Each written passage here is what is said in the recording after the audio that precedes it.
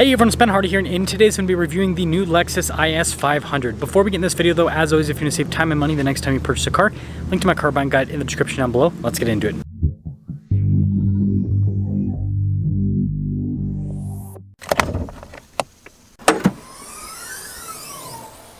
Powering the IS 500 is a naturally aspirated 5-liter V8 that goes through an 8-speed automatic transmission. Fuel economy 17 around town, and then 25 on the highway, with power outputs being 472 horsepower and then 395 pound-feet of torque. Now, before we go over the front end, I do want to mention, if you want to see more videos just like this, then I recommend you subscribe because I post content every single day. So starting with the hood, I love the body lines on this, especially with this red paint, they really pop out. And then popping down below, we've got Lexus's sharp LED light design, and then notice the trim there down below is blacked out. Same thing with the grille, and then of course got the Lexus logo front and center. And when you put it all together, this thing just looks absolutely sinister. I love it.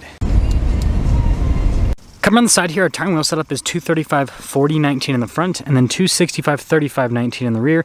So a slightly staggered setup. Now I love how the wheels are blacked out, and notice how they've got a satin finish, and then you got the blacked out brake caliper to match. These fenders absolutely pop. F-Sport there on the side, then you guys can see here. It's actually the same mirror cap that you have on the LC 500. Notice it's blacked out there at the top, then you have more blacked out trim on the side, and then the door handles are body painted. And when you put it all together, this just looks so sleek. Now taking a look at the key fob, you guys can see we've got our unlock function, our lock function, and then we have this to pop open the trunk. Now when it comes to storage space, this isn't a huge sedan, but it's actually still pretty practical in the trunk area, and well, plop. I love the low profile black spoiler here in the back, and then look at the light bar design with the taillights. Really cool. IS 500, and then crazy looking exhaust tips. That's one of the ways you can tell that this is a performance car. But wrapping things up, it, obviously is kind of subtle, but at the same time, it looks so cool. Let me know your thoughts on the looks though. Now taking a look at the door panel here in the back, you guys can see soft touch, and look at the stitching that goes across, and then love that trim too. And then here are the seats, you guys can see perforated all down the center, and pretty neutral obviously with the coloration. Now legroom back here is actually pretty decent, again, smaller size sedan, and then you guys can see you got a little storage pocket there. We also have some vents here in the back, and then headroom back here is also really good as well. And we of course happen to have our little slightly over-engineered cup holder armrest. Now taking a look at the front door panel, soft touch here at the top, and you guys can see all the rest of the trim. And then again, I like the look of that. All of our window controls, you've got your door lock and unlock, you've got the mirror adjustments, memory seats, and then the mirrors do have blind spot monitoring. And then here's a quick look at the front seat, perforated all down the center portion. All of the power adjustments there on the side, and then you guys can see the pedal layout down below. And then you got that for the sunshade for the rear, for the camera system, and you guys can see stuff for the Odo. And then, look at that, power adjustable steering wheel.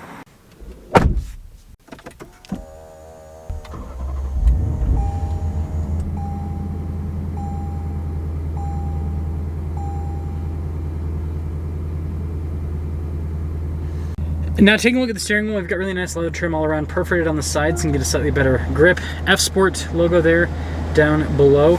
Paddle shifters here on the back for the 8-speed automatic. It also has adaptive cruise control. You got lane keep assist, and then you got like your volume controls, voice command controls, the normal stuff. Turn signal light stock, and then your windshield wiper stock. Now taking a look at the gauge cluster, you guys can see that, well, it's mostly digital. You do have some analog elements built into there, but this is also the cool gauge cluster that goes to the side when you want to see different bits of info on different systems within the vehicle itself, which I think that's pretty fun. And then we do have some different drive modes, so that's eco mode, you've got a normal mode, you also have a custom mode, and then you have your sport, and then your sport plus.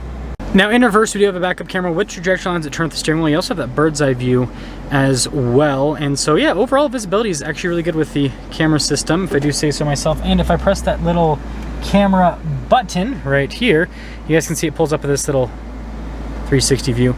Anyways, as for the rest of the infotainment system itself, you can control everything with a trackpad, but it also doubles as a touchscreen, so whichever one you want to use. Soft touch here, and then you guys can see on the dash with all of the stitching, really tight normal Lexus fashion.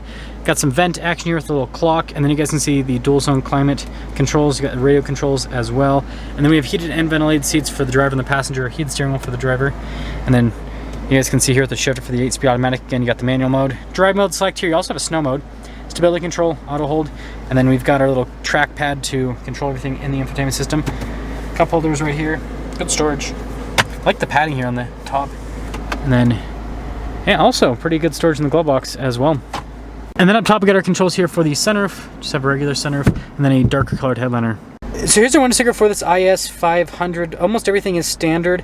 You guys can see the base price there. And then look at this, total MSRP $66,625. So much less expensive than a BMW M3. Let's see how it drives.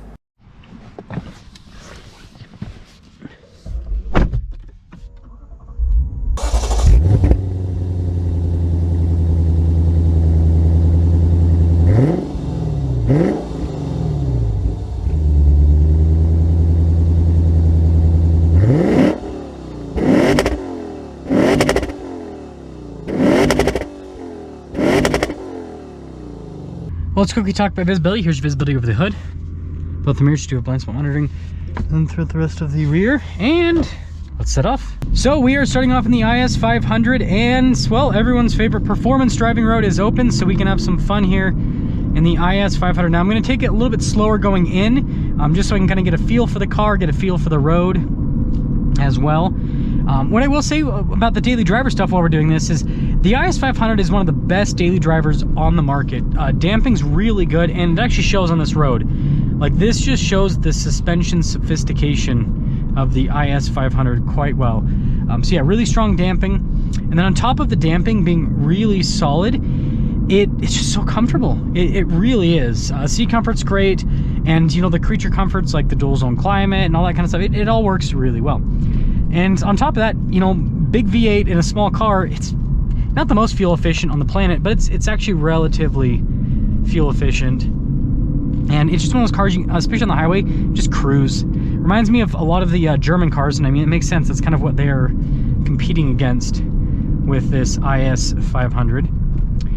Now, aside from that, I'm trying to think, infotainment system's easy to use. The touchscreen or the keypad, all of that stuff's great.